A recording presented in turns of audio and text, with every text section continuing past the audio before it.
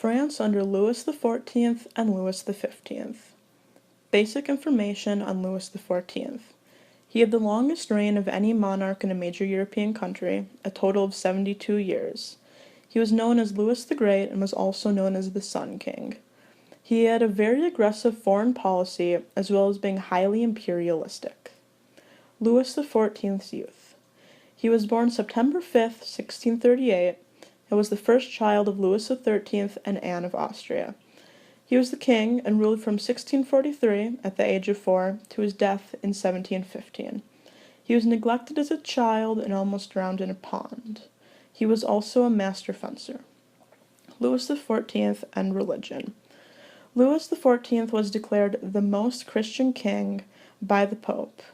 He could not define church doctrine, but was in charge of all religious affairs in France. Priests and bishops were used to inform citizens of new laws and events, and weren't just used to preach. Jesuits were influential to his reign because they served as the king's confessors. Jansenists believed in predestination, therefore going against the ideas of the Catholic Church. Louis XIV did not like the Jansenists for their beliefs, and did everything in his power to remove any of their ideas from his church. Louis XIV tried to convert Huguenots back to the Catholic Church by making it difficult for them to find jobs and giving cash payments to those who had converted. In 1685, he introduced the Edict of Fontainebleau, making Protestantism illegal. Because of this edict, 200,000 Huguenots fled the country. Louis XIV's reign. Louis began his personal rule at the age of 23 after his regent, Cardinal Mazarin, died. This was a major component of the ending of feudalism and the centralization of power. Louis abolished the Edict of Nantes and restarted the prosecution of the minority Protestant Huguenots. This focused greatly on war and France's ability to gauge on war. The War of Devolution. Late 1660s, France is superior in every way, such as population, administrative bureaucracy, army, and national unity, to all other major European powers. Louis XIV began a war to claim the Netherlands. He claimed that the Netherlands were his wife's rightful inheritance because he had not been paid his wife's dowry. When he married Maria Theresa of Spain, she agreed on a dowry of 500,000 gold ukes in exchange for giving up her inheritance from her father. The War of Devolution was actually just small skirmishes and sieges of small cities, no actual large-scale battles. French troops commanded by Louis XIV, they were able to overrun the Spanish-held Netherlands. France was forced to relinquish the land they had acquired by a triple alliance of Sweden, England, and the Dutch Republic in the Treaty of Aix-la-Chapelle in 1668. The War of Spanish Succession. Caused by the death of Charles II, who ruled the Spanish Empire. On his deathbed, Charles decided that his empire would go to Philip, Duke of Anjou. Philip of Anjou became Philip V. Louis agreed to these terms as well as most other European leaders. However, Leopold I of Austria claimed that the Spanish Empire belonged to his son, Archduke Charles. The Austrians, British, and Dutch Republic and the Holy Roman Empire reformed the Grand Alliance. Louis sent troops to the Netherlands to recognize Philip V as king. In 1702, the Grand Alliance declared war on France and Spain.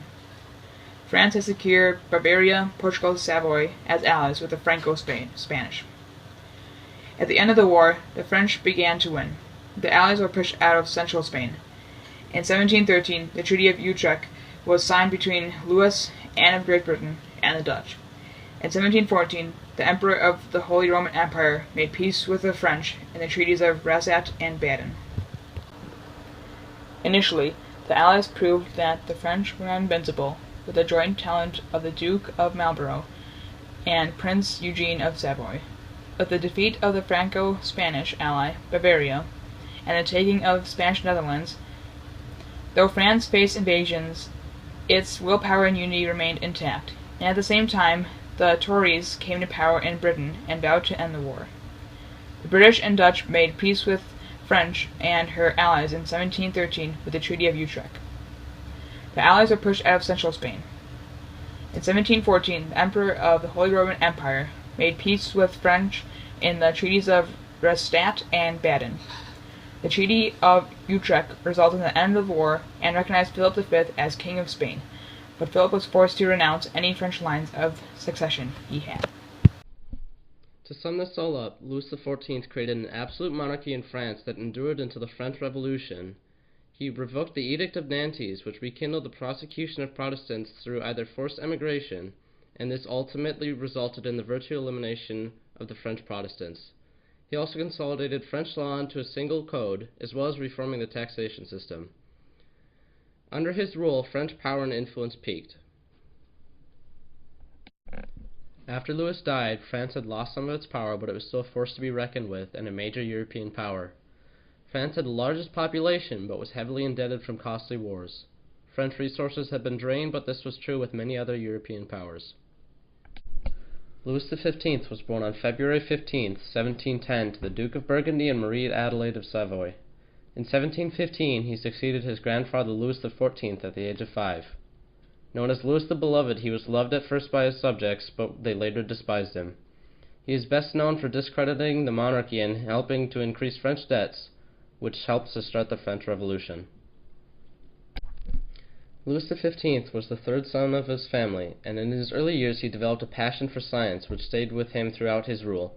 He was a very intelligent and inquisitive child who was well liked by his subjects. Louis XV became King of France on September 1, 1715.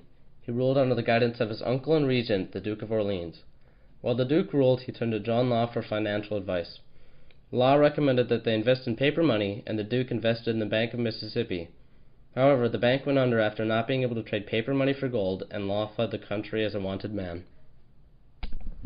After he came of age, Louis wished to have the French nobility be part of the decision-making process in the French government. Unfortunately, he failed, partially due to a lack of interest on the side of the nobles and a lack of talent on his side. Though this failed, it did create a parliament to rule over the French monarchy. After Louis's great-uncle, the Duke of Orleans, died, Cardinal de Fleury was the new regent. Only after de Fleury died in 1743, Louis ruled on his own. In 1740, the War of the Austrian Succession began after Charles VI died, and some of his former territories were disputed by various European powers. France sided with Prussia and Spain against Austria, who was mainly supported by Britain. In addition to trying to split up the Austrian power in Europe, France also fought Britain over colonies in India and North America. The biggest success of the French army was the conquest of the Netherlands, but the conflict had to end due to a lack of financial resources, resulting in the Treaty of Aix-la-Chapelle. France eventually gave up Netherlands back to Austria. France and England never resolved their territorial claims in North America, Africa, and Asia.